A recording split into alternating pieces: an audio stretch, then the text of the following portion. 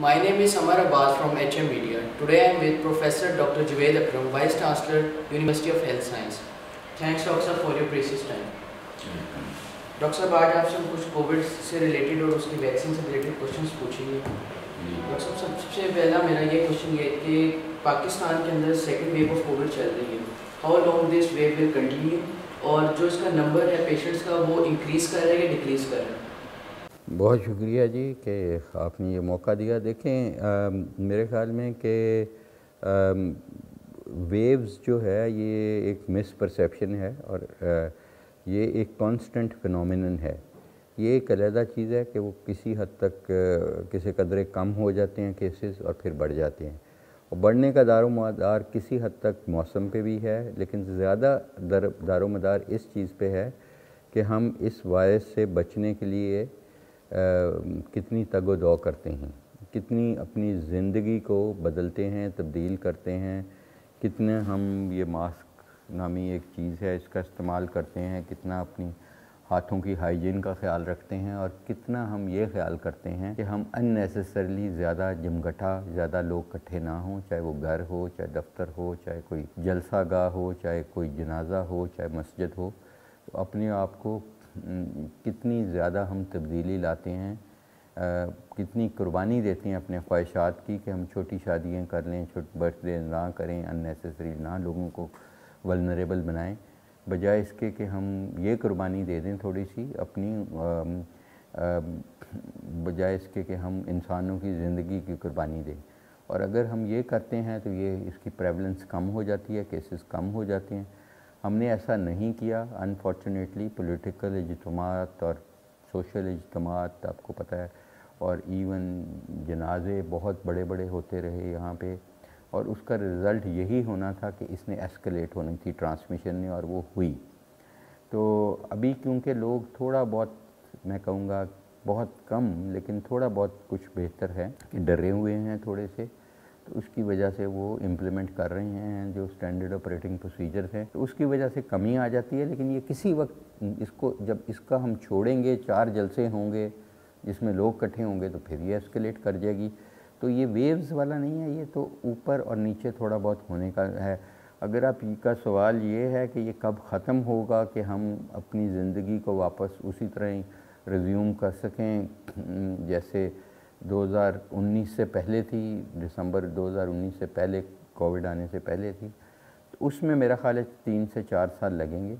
और उसका ख़ात्मा जो नेचुरली होगा वो तभी होगा जब 75% दुनिया की आबादी को वैक्सीनेशन इफ़ेक्टिवली सेफली हो चुकी होगी, ताकि उनमें हर्ड इम्यूनिटी क्रिएट हो चुकी होगी। फिर लोकल ट्रांसमिशन रुकेगी और फिर हम आस्ता आस्ता अपनी न्यू नॉर्मल से नॉर्मल ज़िंदगी की तरफ जा सकते हैं। डॉक्टर साहब अभी आपने वैक्सीन का जिक्र किया है, व्हाट इज़ वैक्सीन और इसकी इम्पोर्टेंस क्या है आम लोगों के लिए? देखें, वैक्सीन एक ऐसी दवाई है, ओरल भी है, नेज़ल भी है, इंजेक्शन्स भी हैं, कि उन बीमारियों में जिनको हम चाहते हैं कि हमारी ज़िंदगी में ना हो और बहुत कॉमन हो जाती हैं, उनको से बचाव के लिए आपकी इम्यूनिटी बढ़ाई जाए, बजाय इसके कि आपको वायरस से एक्सपोज़ किया जाए, आपको डेड वायरस से एक्सपोज़ कर दिया जाए, वायरस के किसी पार्टिकल से एक्सपोज़ कर दिया जाए, या वायरस जैसी चीज़ से एक्सपोज़ कर दिया जाए जिसका आपको हार्म ना हो, और आपकी इम्यूनिटी आपकी डेवलप हो जाए, यानी कि आप एंटीबॉडीज़ अपनी बना दें, ताकि जब असल वायरस को आप एक्सपोज़ हों खुदा ना खास्ता, तो वो वायरस आपको हार्म ना कर सके। तो ये इम्यूनिटी डेवलपमेंट को हम वैक्सीनेशन कहते हैं, और ये बहुत सारी बीमारियों के अगेंस्ट है। मीज़ल है, मम्प्स है, रुबेला है, ट्यूबरकुलोसिस है, लेकिन बहुत सारी ऐसी बीमारियां हैं जो बहुत ही डेंजरस हैं, जैसे HIV एड्स है, जैसे हेपेटाइटिस C है, जिनके अगेंस्ट वैक्सीन नहीं डेवलप हो सकी। अल्हम्दुलिल्लाह, क्योंकि कोविड जब से आया, तकरीबन साल हो गया इस दुनिया में आए हुए, तो ये मैं समझता हूँ कि बहुत ज़्यादा मैं खराजे तहसीन पेश करूँगा डॉक्टर्स को और उन साइंसदानों को जिन्होंने इस वक्त 50 के करीब वैक्सीन दरियाफ्त कर ली हैं against RNA virus. RNA virus के अगेंस्ट डेवलप करना बहुत मुश्किल होती है वैक्सीन, और उन्होंने इतने छोटे अरसे में इतनी वैक्सीन डेवलप कर ली हैं अगेंस्ट कोविड-19।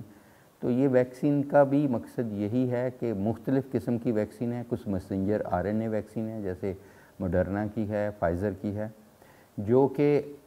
जो मैसेंजर है आरएनए का एक पार्ट होता है, जो आपका राइबोन्यूक्लिक एसिड है, उसका एक पार्ट है, जो जब वायरस आपके इन्फेक्ट करती है, आपके बॉडी में एंटर होती है, तो वो बताता है कि इस वायरस को मल्टीप्लाई होना है आपकी बॉडी में, 1 से 2, 2 से 4, फिर हज़ारों की तादाद में हो जाती है। तो वो इसकी मल्टीप्लिकेशन में बड़ा रोल प्ले करती है। तो कुछ वैक्सीन ऐसी हैं जो इसकी मैसेंजर आरएनए को बदल देती हैं, तब्दील कर देती हैं, ब्लॉक कर देती हैं। कोई वायरस अगर एंटर होती है आपकी बॉडी में तो वो प्रोलिफरेट नहीं। जो वैक्सीन हम यूज़ कर रहे हैं इस वक्त, जिसका हमने ट्रायल ख़त्म कर दिया है 18,000 लोगों का करके, वो एंटी स्पाइक प्रोटीन वैक्सीन है। स्पाइक प्रोटीन, अगर आप इसको वायरियोम को देखें, इस वायरस को देखें, तो वो कांटे हैं जो उसके ऊपर उगे हुए हैं, और वो स्पाइक्स उनको हम कहते हैं। और स्पाइक्स की अहमियत ये है कि जब आप सांस के ज़रिए वायरस बॉडी में ले जाते हैं तो ये S2 रिसेप्टर्स हैं आपके लंग्स में, उनको अटैच थ्रू स्पाइक्स होती है। अगर स्पाइक्स नहीं होंगे तो ये वायरस अटैच नहीं होगी, तो आपकी बॉडी में एंटर नहीं होगी, चाहे आप सांस में ले जाएं। तो हम एंटी स्पाइक एंटीबॉडीज़ डेवलप करते हैं ग्लाइकोप्रोटीन S के अगेंस्ट, और वो इन स्पाइक्स को तोड़ देती है। जब वो इन स्पाइक्स को तोड़ती है तो वायरस आपकी बॉडी में एंटर नहीं हो पाएगी। तो इसलिए इसका फ़ायदा ये है कि अगर किसी हद तक ये म्यूटेट कर भी रही है और आगे मज़ीद भी कर गई ये वायरस, खुदा ना खास्ता ज़्यादा म्यूटेशन हो गई, तो होपफुली इसकी अटैचमेंट उसी तरह होगी। तो हम इसका असेंबली सिस्टम टारगेट करते हैं, इसका अटैचमेंट सिस्टम टारगेट करते हैं। डॉक्टर साहब, जो UHS के अंदर वैक्सीन का ट्रायल हो रहा है, वो किस फेज़ में है और वो कब मार्केट के अंदर, अब कब पाकिस्तान ऑर्डर देगा, उसको क्या है? देखें, वो फ़ेज़ 3B ट्रायल था और वो ख़त्म कर बैठे हैं हम तो और अब कभी भी वो रजिस्टर होके आ सकती है। और जहाँ तक मुझे पता है कंपनी ने रजिस्ट्रेशन के लिए अप्लाई कर चुकी है, और जैसे ही वो रजिस्ट्रेशन होगी वो इंपोर्ट हो सकेगी, और इधर इंस्टीट्यूशनल परचेजेस भी हो सकेंगी, गवर्नमेंट परचेजेस भी, और प्राइवेट कंपनीज भी इंपोर्ट करेंगी, और वो अवेलेबल होगी लोगों को कमर्शियली लगने के लिए। ठीक है डॉक्टर साहब, अभी तक इस वैक्सीन के कोई एडवर्स इफेक्ट्स आए हों, या तो किसी को कोविड हो गया हो इस वैक्सीन से, या फिर गवर्नमेंट ने कोई कंपनसेशन की कोई इसमें बनाई हो पॉलिसी? देखिए, हमारे पास जितने 18,000 वॉल्टियर्स थे जिनको एक्टिव वैक्सीन लगी है, उनमें कोई ऐसा नहीं केस रिपोर्ट हुआ कि उसको कोविड हुआ हो, और उनमें से 5% को बुखार हुआ, हल्का सा बुखार, जिस्म की टूटना फूटना, थोड़ा पैरासीटामोल ली ठीक हो जाए। कोई भी डेथ नहीं हुई इन 18,000 में, और कोई ऐसा एडवर्स इवेंट नहीं हुआ सीरियस, जिसको सीरियस एडवर्स इवेंट कहते हैं कि जिसको हॉस्पिटलाइजेशन की ज़रूरत पड़ी हो। ठीक है डॉक्टर साहब। डॉक्टर साहब, अभी 2 या 3 दिन पहले न्यूज़ आई थी, ड्रैप ने साइनोफार्मा की वैक्सीन को अप्रूव किया है। डॉक्टर साहब, ये जो आप कैसीनो वैक्सीन के ऊपर ट्रायल करें, इसमें और उसमें कितना डिफरेंस है? बहुत कम डिफरेंस है, और सिनोफार्म का भी ट्रायल कर रहे थे, वो अब रोक दिया गया है, इसलिए कि वो फ़ेज़ 1 ट्रायल था। फ़ेज़ 1 ट्रायल की अब ज़रूरत नहीं है, जबकि एक चीज़ कमर्शियली अवेलेबल हो रही है तो उसकी अब ज़रूरत नहीं थी, इसलिए रोक दिया गया। वो 50 पेशेंट हो चुके थे उसके भी, और वो भी बहुत इफेक्टिव वैक्सीन है। डॉक्टर साहब, इस कोविड के पैंडेमिक के दौरान UHS ने कोई न्यू मेडिसिन डिस्कवर की हो कि जो कोविड के ट्रीटमेंट में हेल्पफुल है? बहुत सारे हमने तकरीबन इसमें 60 के करीब नए ट्रायल्स किए हैं, और बहुत सारी ऐसी अदवायात हैं जैसे हाइड्रोक्सीक्लोरोक्विन है, एजिथ्रोमाइसिन है, ऑस्लिटमोवर है।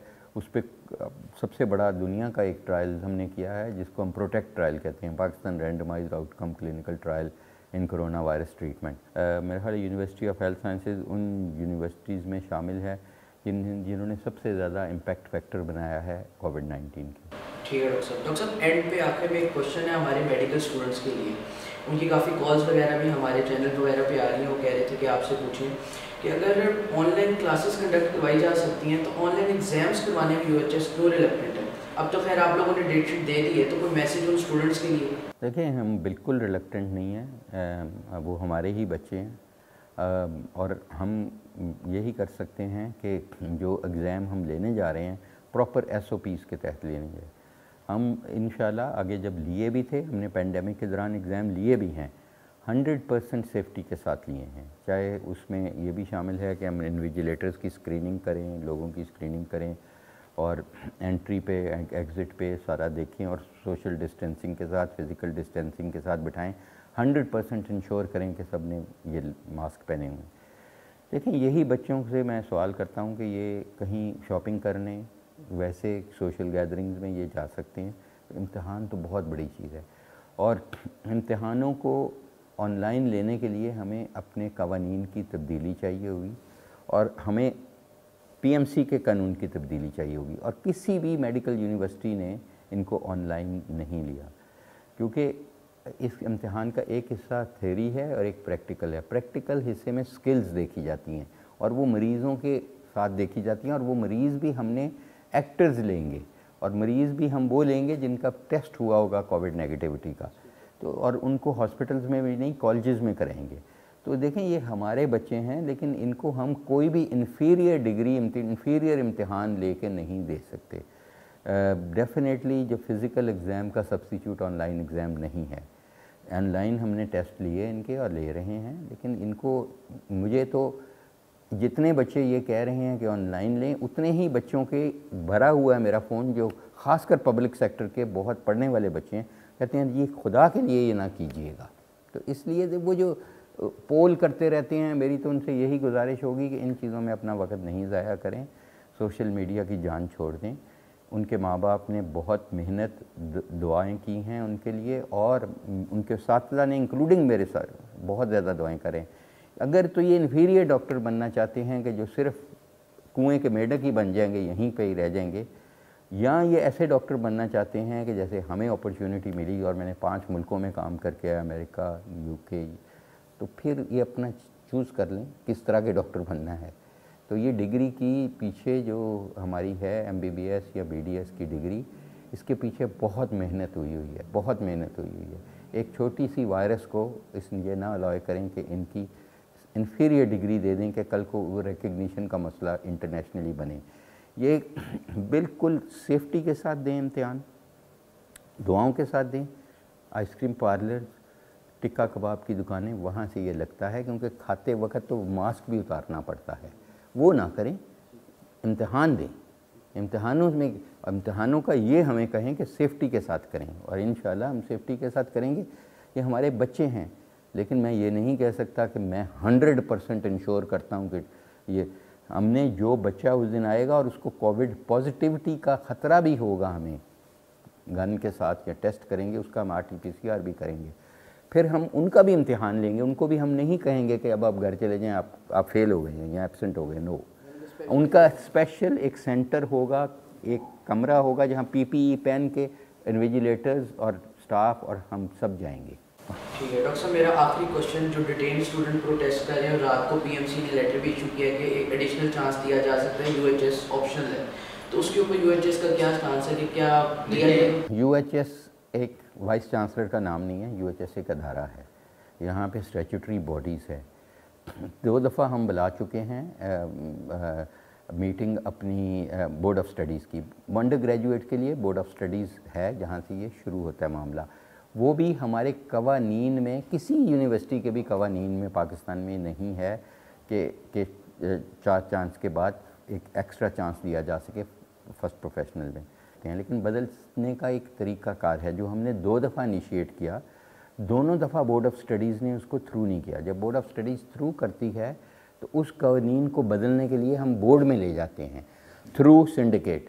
बाकी चीज़ें ज़ाहिर है, मैं बोर्ड ऑफ स्टडीज़ का मेंबर नहीं हूँ, लेकिन मैं बोर्ड का मेंबर हूँ और मैं सिंडिकेट का भी मेंबर हूँ। लेकिन पहले इनके अपने असातिज़ा, अपने प्रिंसिपल जिन कॉलेजेस के हैं, उन्होंने एग्री करना है तो ये आगे जाना है। अगर वो नहीं एग्री कर रहे तो मैं ऊपर से उनको कैसे एग्री कर दूँ? शायद मेरे से भी ज़्यादा सीनियर और समझदार हों इनके अपने प्रिंसिपल्स। तो इसका एक तरीका कार है जो हमें अपनाना पड़ेगा। वो दरवाज़े बिल्कुल बंद नहीं हैं। मैं ये नहीं कह रहा कि मैं इसके ख़िलाफ़ हूँ, मैं ये कह रहा हूँ कि कोविड के टाइम पे जो हार्डशिप आई है उसमें ये कंसिडर किया जाए, लेकिन वो कंसिडर जिन्होंने करना है पहले वो कर लें। उसके बाद जब ये हमारी स्टैट्यूटरी बॉडीज़ में आएगा जो है, और ये कानून हमारे वेबसाइट पे अवेलेबल है, इसमें कहीं भी वाइस चांसलर के पास ये पावर्स नहीं हैं कि वो कानून खुद तब्दील कर दे, ना होनी चाहिए। अदारे मजबूत होते हैं अच्छी रवायात से, और जब अच्छी रवायात को हम अपनाते हैं तो तब ये इदारे मजबूत होते हैं। वरना तो ये यूनिवर्सिटी ऑफ हेल्थ साइंसेस कल को एक क्वैकरी स्टेशन बन जाएगी अगर मैं ही सब कुछ वन मैन शो हो जाएगा। मैं भी कानून का पाबंद हूँ और मैं उस कानून के तहत इनकी मदद करना चाहूँगा। Thanks doctor for your precious time.